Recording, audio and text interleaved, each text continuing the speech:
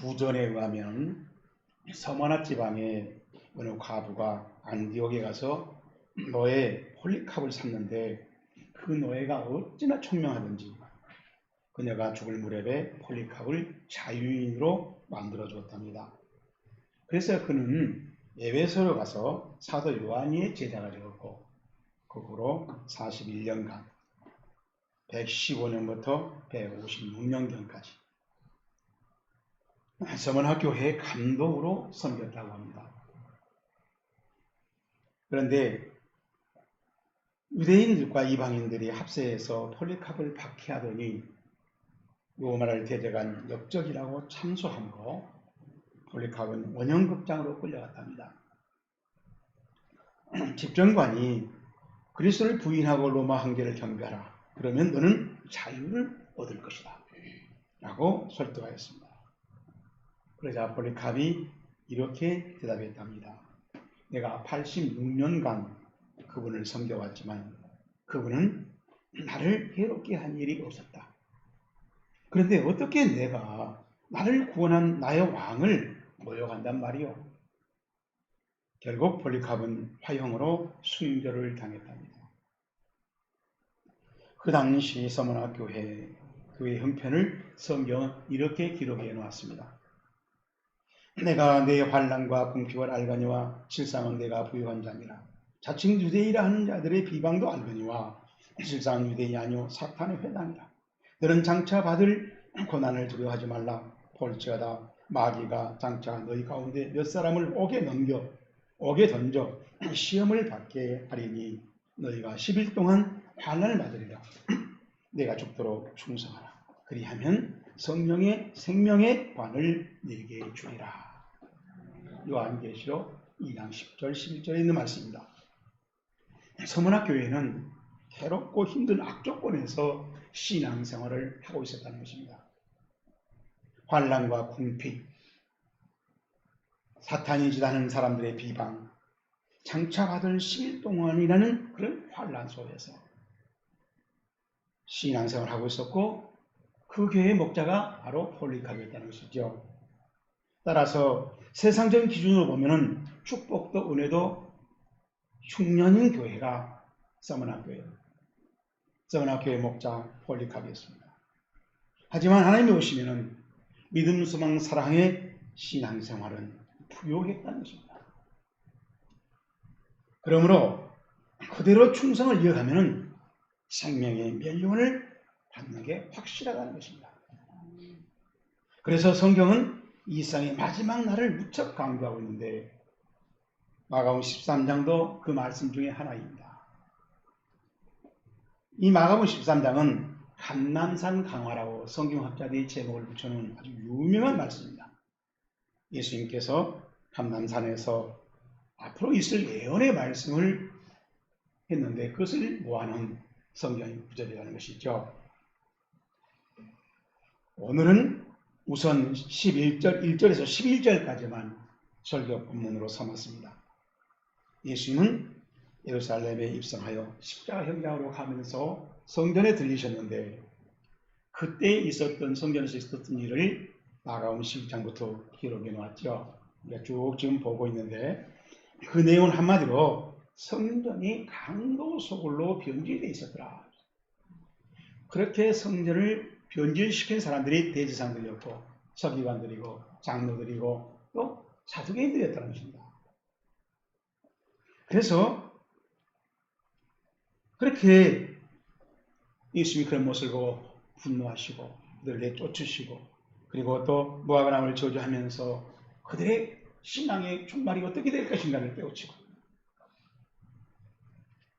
그렇게 호되게 질타했던 것은 성경의 본뜻에서 너무나 빗나가 있는 신앙생활을 하고 있었다는 것을 확증시켜 주었습니다. 그런데도 함께 있었던 제자들이 성전에서 나올 때 그 성전의 웅장한 겉모습에 감탄하였다는 것이죠.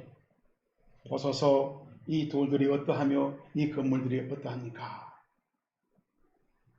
누가복음 21장 5절에도 이 말씀이 기록되어 있습니다.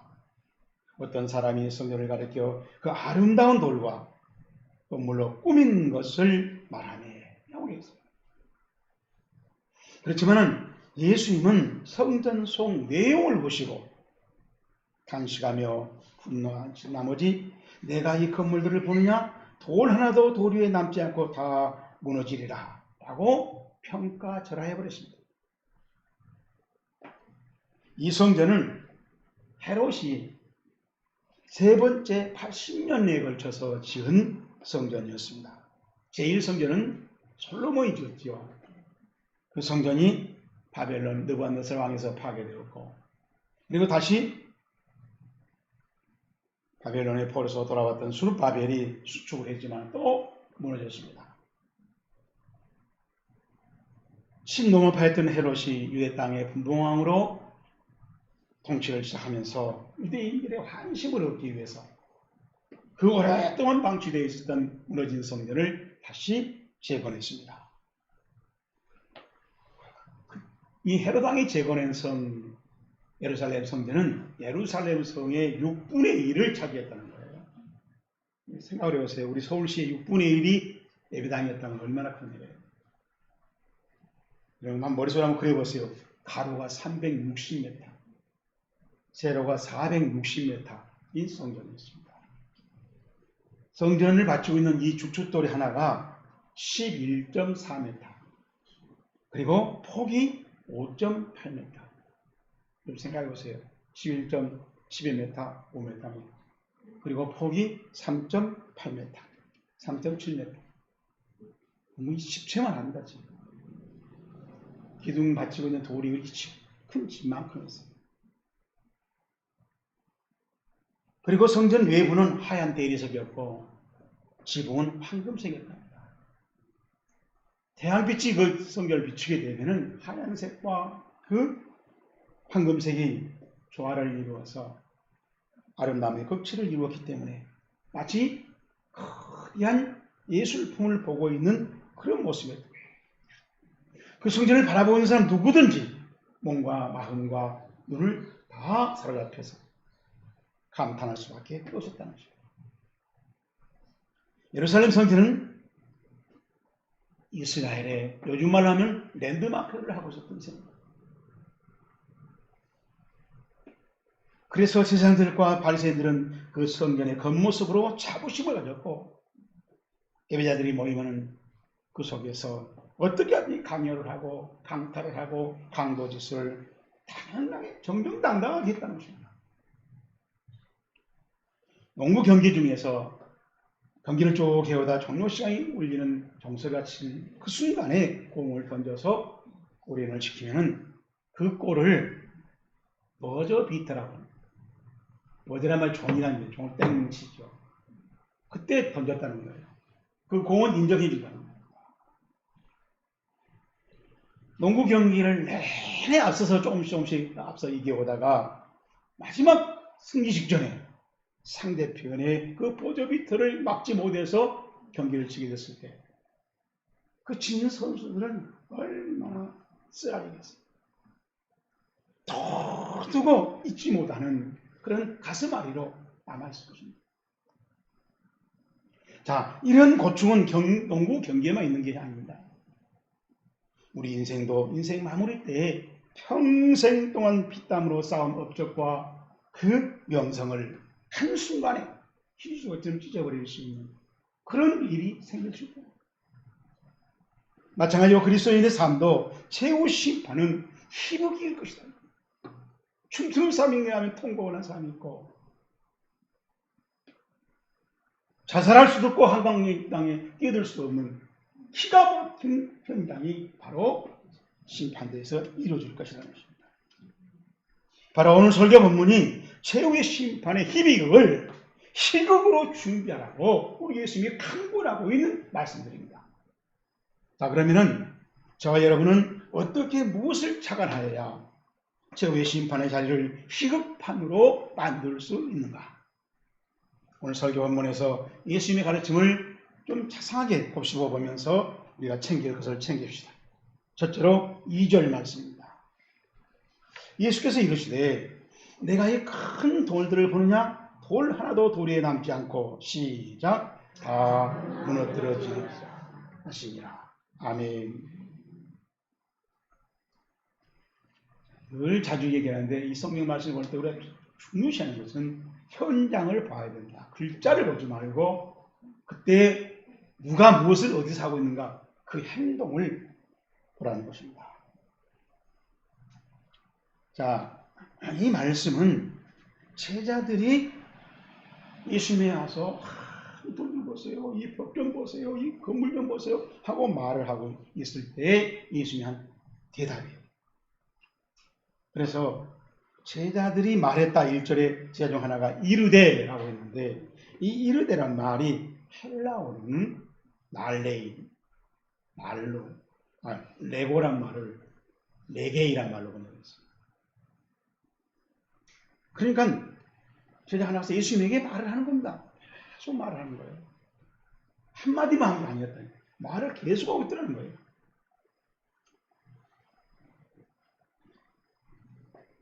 그러면서 이대 보십시오. 이것 좀 보세요. 예수 이것 좀 보라니까. 이것 좀 보라니까요. 포타포인 이 돌들 보세요. 이 건물들 보세요. 건물이 막 하나 예배당이 아니에요. 여러 개 보세요. 여기도 보세요. 여기서 이 포타포이라고 하는 말은 아주 웅장하다는 것이에요. 굉장히 크다는 것입니다.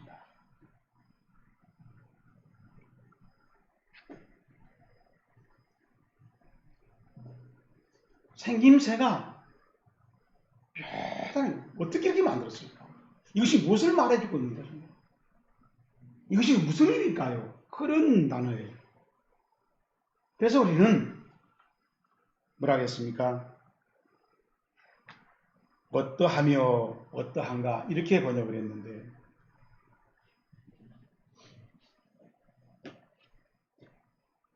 어쩜 이렇게 생겼을까요? 어떻게 이렇게 만들었을까요? 이것은 무슨 뜻일까요? 이런 의미가 있는 말이에요.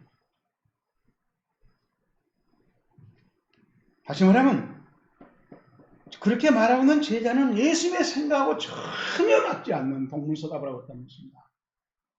예수님의 마음을 전혀 헤아리지 못해서 그 건물의 웅장함과 크기와 아름다움에 감탄을 막 쏟아내고 있는 거예요. 그래서 예수님이 대답하는 것입니다. 고 ESSA펜 예수님이 말했다. 아우터 그에게 블랙페이스 저 뭐래 얘기했죠? 무엇을 볼 수 있는 능력 그리고 알아차리고 그것을 이제 알고 나서 조심하는 거 그런 단어로 예수님이 말합니다. 네가 이 건물들을 보냐? 그러니까 그 제자가 보고 있는 것은 예수님 말씀 이 큰 건물 메갈레 크다는 것도 있고 아주 우리가 그랜드 피아노라고 그러잖아요. 피아노에서 그랜드라는 뜻이 있어요. 웅장하고 존경스럽고 아주 대단하다는 겁니다. 놀랜다는 거예요. 내가 직역을 해보면요, 내가 이 거대한 건물들을 보느냐, 제자들이 그 성전 건물의 웅장함과 아름다움에 감탄할 수밖에 없었던 그것을 내가 보고 있느냐? 아니고 아니야. 다시 말하면 예수님은 제자들이 보고 있는 건 나도 그걸 인정해. 그런데 그것은 아니고 아니라는 겁니다. 충분히나 부정 나눌 썼어요. 우쿠란 말과 매라는 말을 썼어요. 아마 절대로 아니야. 완전히 틀렸어. 뭐 이런 얘기죠.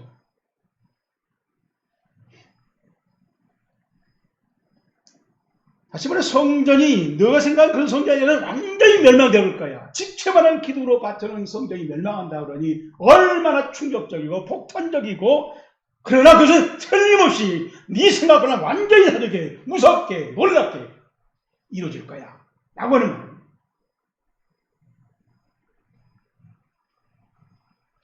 그런데 예수님은 제자들처럼 그 성전의 웅장함이나 화려함만 보고 그렇게 말씀한 것이 아니라 그 성전 내부를 우리 보고 왔잖아. 왜 그걸 마이너스 시키고 평가하는 거야? 라고 얘기하는 겁니다.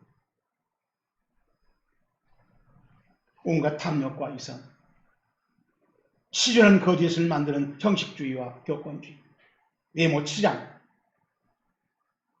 그래서 예수님은 개혁하는 회개를 하지 아니하면 완전히 망이 없어져버린다는 거죠.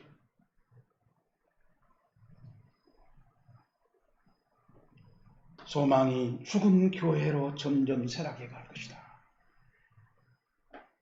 그런데 당시 교회의 지도자들은 꼼짝도 하지 않았습니다.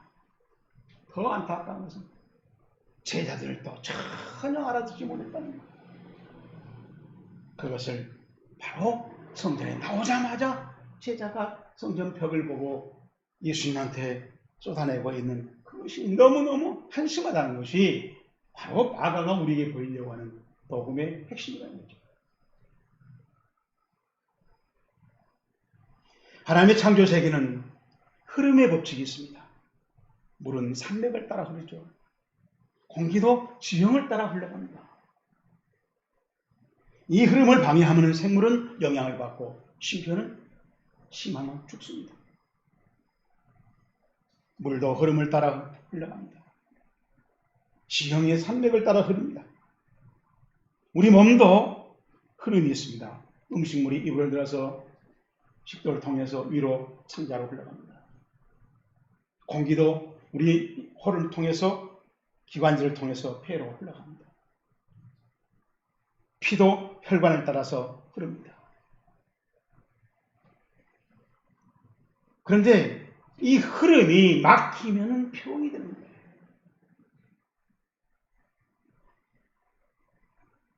이 흐름이 거꾸로 되면 암이 되는 겁니다.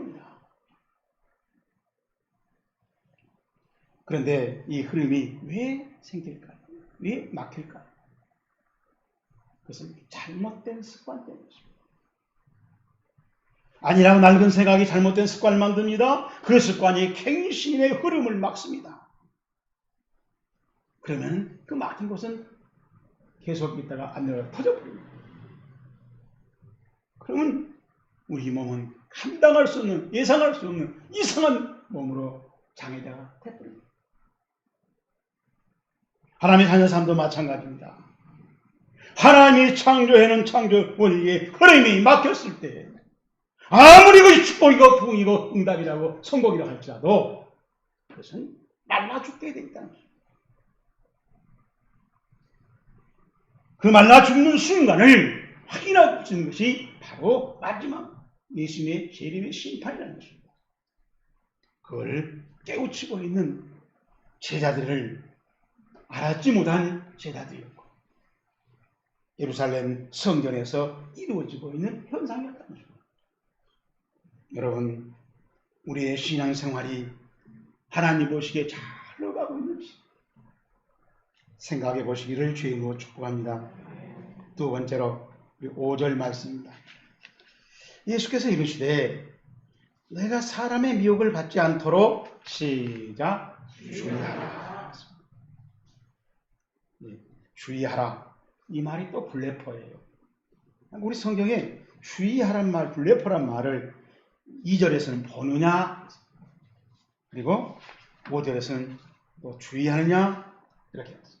지난주에 봤듯이 12장 39절은 삼가라, 똑같은 단어입니다. 그런데 이 5절은 헬라어로는 대라는 말로 시작해요. 그러나라고. 참 제자가 아슬렀습니다. 이 성전이 완전히 가로돼버리고 흔적도 없어진다면서요. 언제 그럴 거예요? 그때는 어떤 징조가 나타납니까? 하고 물었습니다. 그때 예수님은 언제야? 그때 이렇게 하는 준비야. 이렇게 되는 게 아니라 그러나 하고 생각을 확 바꿔요. 너가 알려고 하는 것은 그게 아니고 진짜 네가 알아야 할 것은 여기 있어. 이게 뭐였습니까? 미혹이야.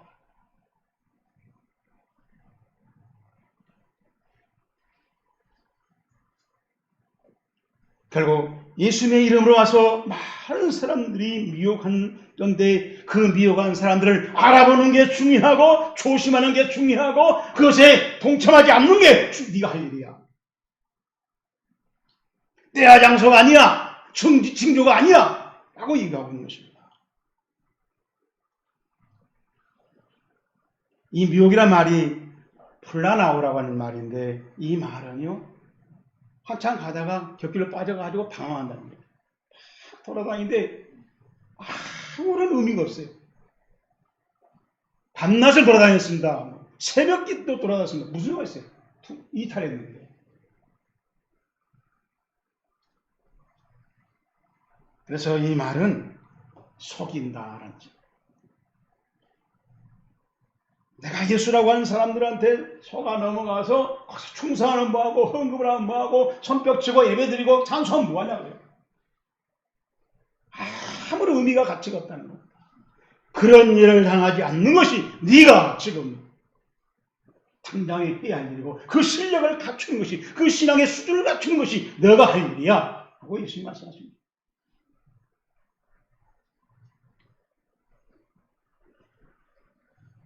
교묘한 속임수에 마귀질에 속지 말라는 것입니다. 요한계시록 12장 9절에 보면 마귀라고도 하고 사탄이라도 하며 온갖 천하를 꾀는 자. 이 사탄의 마귀 활동에 속지 않고 알아볼 수 있는 신앙의 지식을 갖추라는 것입니다. 쿠웨이트는 완전 여비 사상에 갇혀서 여자는 언제나 남자 뒤에 남자보다 나중에 남자가 하고 나면 그 다음에 이런 사회랍니다. 그런데 1991년 걸프전쟁이 일어난 후에 쿠웨이트는 여자들이 남성들 앞에서 당당하게 걸어간답니다. 왜 갑자기 이렇게 투입했을까요? 걸프전쟁 때 이라크가 쿠웨이트를 공격하고 온 나라 전체에다 지대를 파묻어놨는데 위험한 적이 안 가보니 가면 무서울 때 여자 니가 돼요. 그래가지고 여자가 가면 뒤 따라간다. 여러분, 우리나라는 쳐다봤다고 성희롱죄로 고발하면 걸립니다. 이쁘다고 말했다고 또 성경적 감옥 보냅니다. 쿠웨이트하고 우리나라 비하면 우리는 여자 천국이에요. 여성 낙원이에요.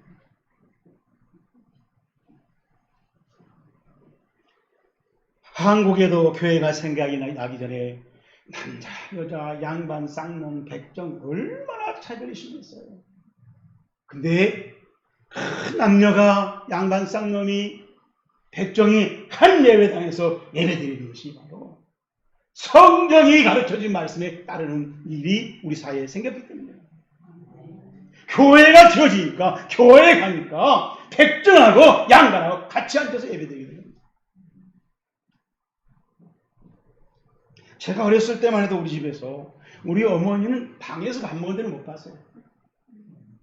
부엌에서 먹어요. 부엌에서. 상도 없어 그냥 들고 다니면서.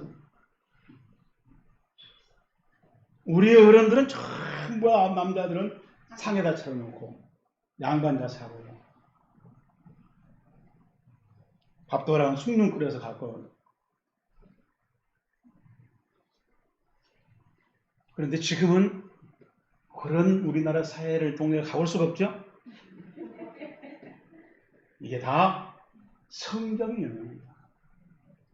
우리 예수님이 이방인 지역 사마리아 가서 전도했습니다. 그곳에 가서 창녀와 대화하면서 식사하고 세리 마태를 제자로 뽑아 세웠다니까요. 그 예수님을 탐토 따르고 배우자고 하는 이 교회에 한국 교회에 들어와서 이 교회가 그렇게 많은 영향을 줬던 거예요.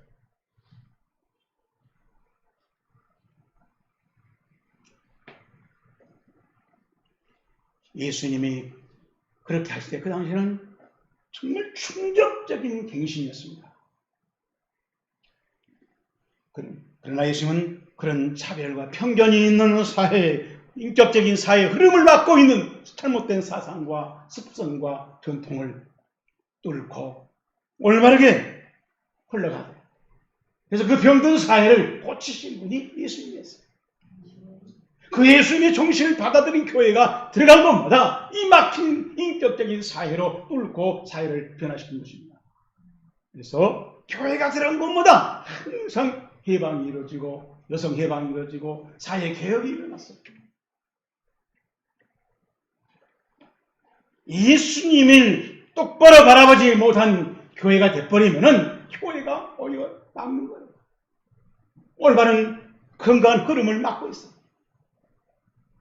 그놈이 축복이 뭔지 축복이라는 것이, 은혜가 뭔지 은혜라는 것을 막고 있어요. 오늘 우리 한국교회도 생각 없이 은혜 축복을 하다가 지금 사회로부터 막힌다고 지적하고 있는데도 우리는 막은 것이 맞다고 축복이라고 은혜라고 우기고 있습니다. 성경을 똑바로 보시고 예수님이 뭘 뚫고 있는가, 뭘 흐르게 하고 있는가, 썩은 병든 사회를 어떻게 인격적인 사회로 만들고 있는가를 보고 배우고 따라하자는 것입니다.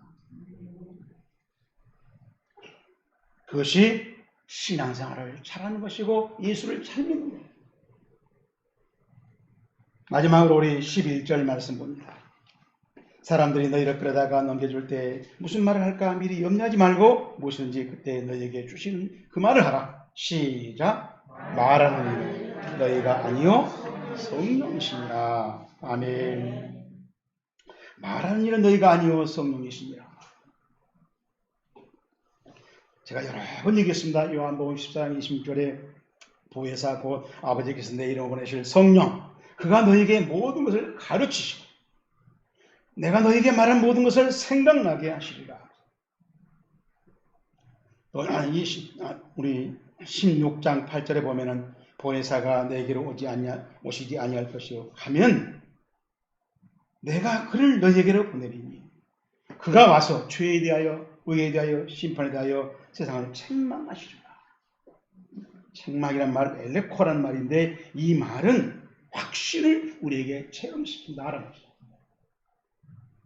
머리가 좋고 뭘 많이 읽고 뭘 성경을 어디 몇 구장에 외워서가 아니라 성령님께서 이것이 진리야, 이것이 죄야, 이것이 심판이야, 이것이 하나님이 옳다는 것이야 우리에게 체험시킨 겁니다. 여러분 다 알겠지만은 암기한 식은요 금방 잊어먹어요. 그러나 내가 체험하는 것은 잘 잊어먹지 않습니다.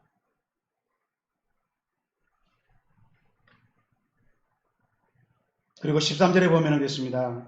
진리의 성령이 오시면 그가 너희를 모든 진리 가운데로 인도하시리니 그가 스스로 말하지 않고 오직 들은 것을 말하며 장래일을 너에게 알리시라. 여기서 말한 장래일 중에 가장 중요한 것은 심판이죠. 그걸 알려주고 그걸 준비하게 하고 거기에 맞추게 하고 거기에 맞춰서 우리가 판단하고 선택하고 동참하게 하는 그런 삶으로 가르쳐간다는 것입니다.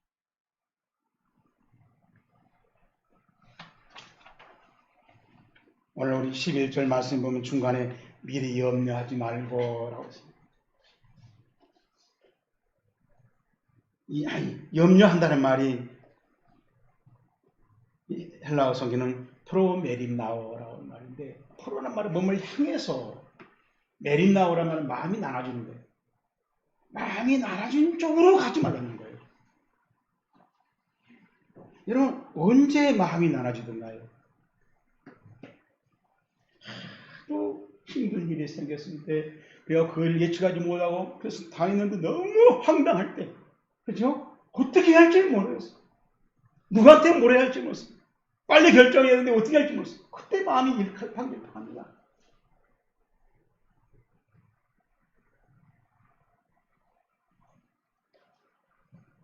오늘 이 8절에 보세요. 뭐라 했는가?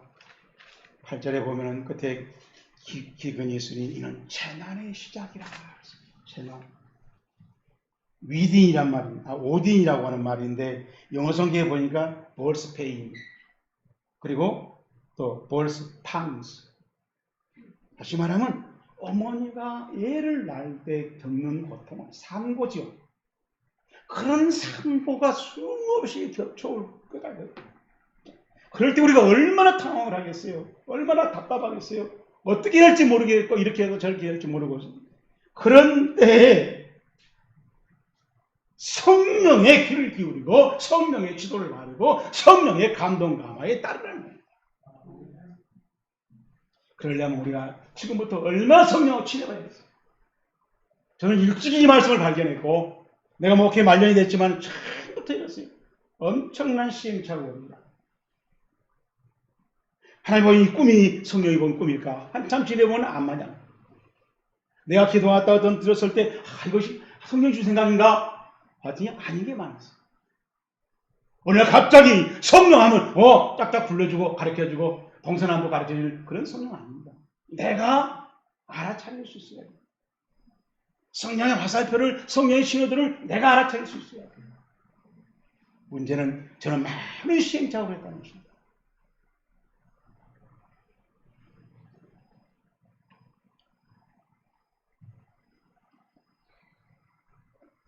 여러분, 군인들이 이렇게 총칼을 들고 싸우는 것만이 전쟁이 아닙니다.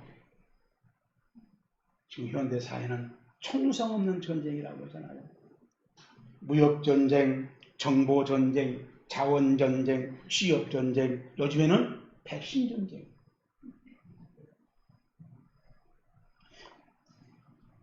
이 세상은 전쟁터입니다. 특히 지구의 온난화로 세계 곳곳마다 기상이변이 생겼고 자연재해가 생겼고 세계 곳곳에서 점점 사막이 늘어나고 있다는 겁니다. 이런 것도 다 전쟁입니다. 이 전쟁터에서 우리가 성령이 내게 가르쳐주시는 진리의 음성을 알아들을 수 있는 그런 연습을, 그런 실력을 갖추라고 예수님께서 크게 재림의 때보다도, 재림의 징조보다도 더 우리에게 급한 숙제라는 것입니다. 이 숙제를 잘 할 수 있기를 주의 이름으로 축복합니다. 자, 오늘 설교에서 우리의 신호들을 함께 찾아봅시다. 예수님께서 성전에 나가실 때 1절에 이 말이 헬라어로는 에크포르메노, 이 말도 무엇을 향해서 예수님이 막 하는 겁니다. 현재형으로 말합니다. 성전에서 급히 지금 빠져나가고 있는 거죠. 그래서 빠져나오니까 나오자마자 제자가 말합니다. 선생님, 이 벽 좀 보세요. 여러분 그 현장 한번 보세요. 예수님이 급히 빠져나오는데 제자가 선생님 이것 좀 봐, 이것 좀 봐, 이것 좀 봐요. 성전 안에서 아무 일도 없었던 것도 아니고 그렇게 나이를 치고 엎고 돈 주고 잘못했다고 하고 그 제자들한테 성경이 틀렸다고 잘못했다고 다 하고 그러고 나오는데 제자가 와서 아무런 것도 보지도 못하고 듣지도 영향도 못 받은 것처럼 이 벽을 칭찬하고 있으니 예수의 마음이 어떻겠습니까? 그래서 예수님 하는 말이 내가 이 건물들을 보느냐? 또 현재입니다. 볼 수 있는 능력이 있느냐? 너는 본 게 그것밖에 안 보냐? 그것이 네 전부의 실력이냐? 그래가지고 네가 어떻게 재림을 맞이하겠냐? 이런 얘기를 하는 거예요. 성내용을 너는 보지 못하는, 성내용을 참고시키지 않는, 성내용을 너는 무시하는 신앙생활은 아무 바탕이야. 예수님이 말씀하셨습니다. 마태복음 24장, 23장에 와 있을진저 외식하는 서기관과 바리새인들이여 회칠한 무덤 같으니 겉으로는 아름답게 보이나 그 안에는 죽은 사람의 뼈와 모든 더러운 것이 가득하도다. 우리의 신앙생활은 무덤 생활하면 안 된다. 가서 예초를 잘 닦아주는 것이 우리가 할 일이 아니라 무덤 안을 깨끗하게 아름답게 향기롭게 예수님의 정신으로 채워서 살아가는 삶이 이루어져야 합니다. 무덤 생활을 분별할 줄 알고 무덤 생활에 미혹당하지 말고 무덤 생활을 주의하고 무덤 생활을 알아보고 무덤 생활을 경계할 줄 아는 신앙 실력을 갖추기를 주의 이름으로 축복합니다.